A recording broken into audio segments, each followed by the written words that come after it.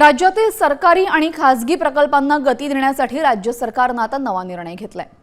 वृक्षतोडीच्या नियमांमध्ये सरकारने मोठी शिथिलता आणली आहे। आता वृक्षतोडीसाठी लागणारी परवानगी 30 दिवसांऐवजी अवघ्या 15 दिवसात येणार आहे। महत्त्वाचं म्हणजे अर्जासाठी लागणाऱ्या 11 कागदपत्रांची संख्या कमी करून ती केवळ 5 वर आणली आहे।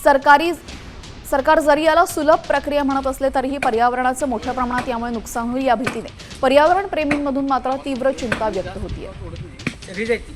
वृक्षतोडीसाठी आता 15 दिवसात परवानगी मिळणार आहे। सरकारी प्रकल्पांना गती देण्यासाठी हा निर्णय घेण्यात आल्याचं समजतंय। आधी वृक्षतोडीसाठी 11 कागदपत्र जमा करावी लागत होती, मात्र ती 11 वरून थेट आता 5 वर आणण्यात आलेली आहे। यामुळे जरी सरकारी कामं गतीमध्ये झाली तरीही पर्यावरणाचं मोठं नुकसान होण्याची शक्यता नाकारता येत नाही।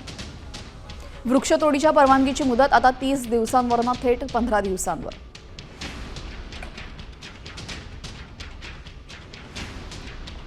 ओळखपत्र, रेशन कार्ड सारख्या 11 कागदपत्रांऐवजी आता फक्त 5 कागदपत्र पुरेशी असणार आहेत।